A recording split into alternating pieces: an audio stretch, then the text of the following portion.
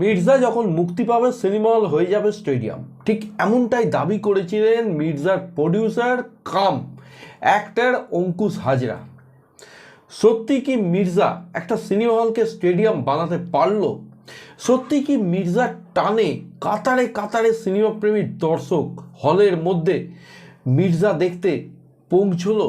বন্ধুরা, আজকে মির্জা মুভিটি নিয়ে আমি আমার ব্যক্তিগত মতামত রাখবো। তার আগে আমি মিঠুন তোমাদের সবাইকে স্বাগত জানাই তোমাদের নিজস্ব চ্যানেল মিঠুন মুভি জাদুতে। ভিডিও শুরুতে গুরুজনদের জানাই আমার প্রণাম, ছোটদের জানাই আন্তরিক ভালোবাসা এবং শুভেচ্ছা।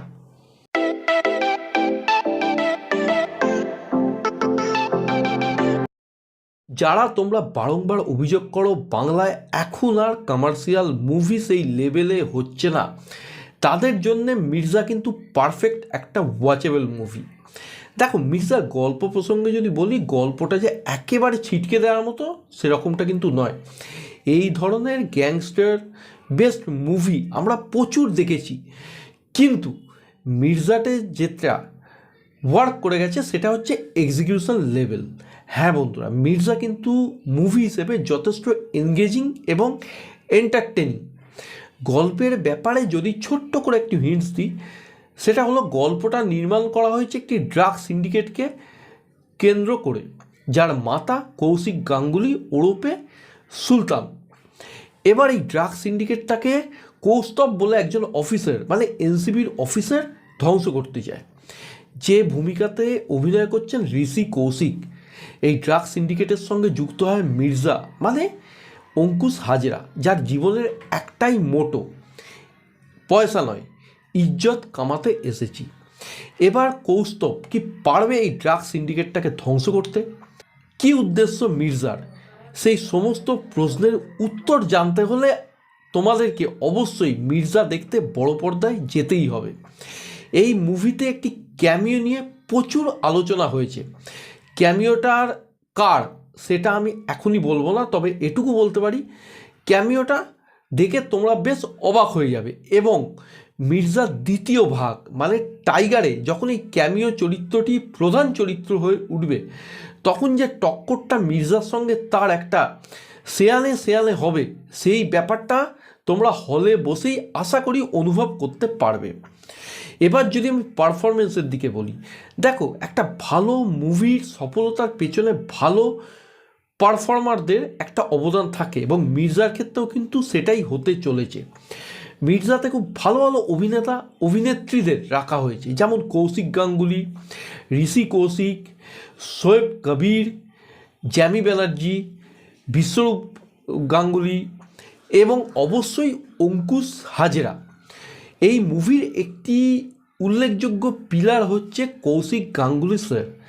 তিনি যদি এই মুভিতে খলনায়কের চরিত্র না করতেন, ওনার সাবস্টিটিউট কোন অভিনেতা এই মুহূর্তে ওই চরিত্রটা করতো সেইভাবে, সেটা নিয়ে কিন্তু আমার যথেষ্ট প্রশ্নচিহ্ন রইল বন্ধুরা। এবার যদি বলি আমি শোয়েব কবিরের কথা বা ঋষি কৌশিকের কথা, প্রত্যেকেই তাদের সেরাটা দিয়েছে বলে আমার মনে হয়। ঋষি কৌশিক, যাকে বোকা বাক্সের দুনিয়ায় প্রায় বন্দি করে রাখা হয়, তার এরকম পার্সোনালিটি, তার এরকম গলার ভয়েস বা তার এরকম অভিনয় দক্ষতা, সেটা আমি তারিফ না করে পারছি না। এবং অঙ্কুশ হাজরা এমন একজন অভিনেতা যার মধ্যে কিন্তু সব রকম এলিমেন্টই আছে। তিনি ভালো নাচেন, তার ফিজিক ভালো, তার বডি ল্যাঙ্গুয়েজ ভালো, তার পার্সোনালিটি ভালো, এবং সর্বোপরি ক্ষেত্রে তার অ্যাক্টিং অ্যাবিলিটি ভালো।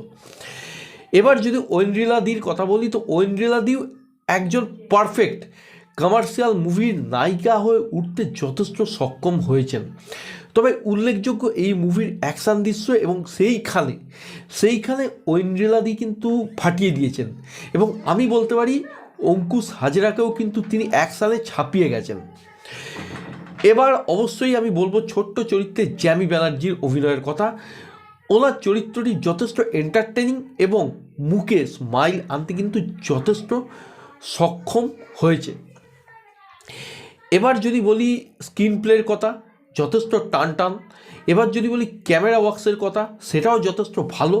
একটা ভালো গ্র্যান্ডিয়ার, একটা ভালো স্কেল কিন্তু মুভিটাতে দেওয়া হয়েছে, এবং মুভিটাতে যে অর্থ বিনিয়োগ করা হয়েছে সেটা কিন্তু প্রতিটি ফ্রেমে আমরা দেখতে পাই বন্ধুরা। এবং এই মুভির সবথেকে উল্লেখযোগ্য বিষয় হচ্ছে অ্যাকশন। সেটাও কিন্তু বেশ যত্ন সহকারে একটা স্কেলের সহিত নির্মাণ করা হয়েছে। ডিরেক্টর ডিও সুমিত সাইল, তার এটা প্রথম কাজ, কিন্তু এটা দেখে মনে হয় না একজন নন বেঙ্গলি হয়েও যে একটা বাংলা কমার্শিয়াল মুভি এইভাবে নির্মাণ করতে পারে, সেটা দেখে আমাদের এখানকার বাংলা ডিরেক্টরদের শেখা উচিত।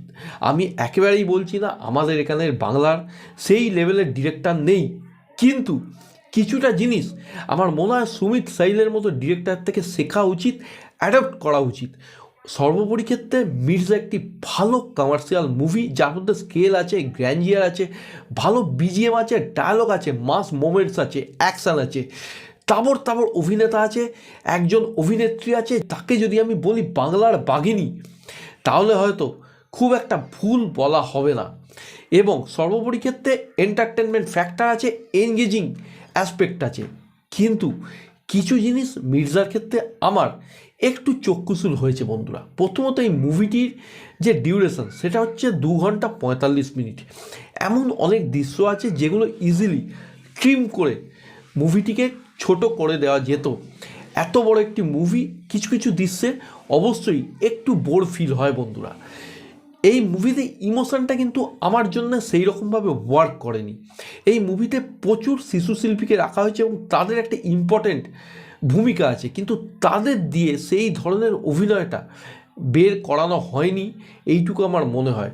শিশু শিল্পীদের দিয়ে কীভাবে এখনকার দিনে অভিনয় বের করা যায় সেটা কিন্তু উইন্ডোজ প্রোডাকশনের থেকে আমার মনে হয় শেখা উচিত এই ডিরেক্টর ডিওকে। সুতরাং এই সমস্ত ত্রুটি বিচ্ছুতিকে যদি আমি দূরে সরিয়েও রাখি, মির্জা একটা গুড অ্যাটেম্প্ট, মির্জা একটা গুড প্রয়াস। আমি তোমাদেরকে একটা রিকোয়েস্ট করব, আমার রিভিউ তোমরা একদিন পরে দেখলেও চলবে, 2 দিন বাদে দেখলেও চলবে, কিন্তু মির্জা তোমরা কিন্তু দেখো। এটা এমন একটা মুভি নয় যেটা দেখে তোমাদের হতাশ হতে হবে। মুভিটা কিন্তু তোমাদের আনন্দ দিতে যথেষ্ট সক্ষম হবে।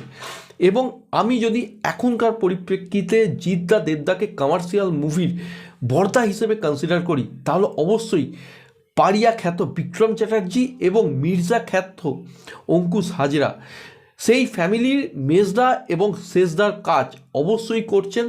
জিদ্দা দেবদার পরবর্তী উত্তরসূরি হিসেবে অঙ্কুশ হাজরা একেবারে পারফেক্ট ফিট বলে আমার মনে হয়। মুভিটিতে যে এফর্টটা লাগানো হয়েছে সেটা কিন্তু ক্লিয়ার, ক্রিস্টাল এবং ভিজুয়াল। এই ছিল মির্জা মুভিটিকে নিয়ে আমার ওভারঅল প্রেডিকশান।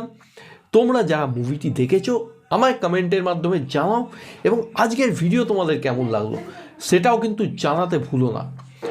যদি ভালো লাগে ভিডিওটাকে লাইক করো, শেয়ার করো, চ্যানেল বা ভিডিও নতুন হলে সাবস্ক্রাইব করো, এবং ফার্দার নোটিফিকেশানের জন্য বেল আইকনটা কিন্তু ক্লিক করো। সকলে ভালো থেকো, সুস্থ থেকো, টেক কেয়ার, বাই বাই।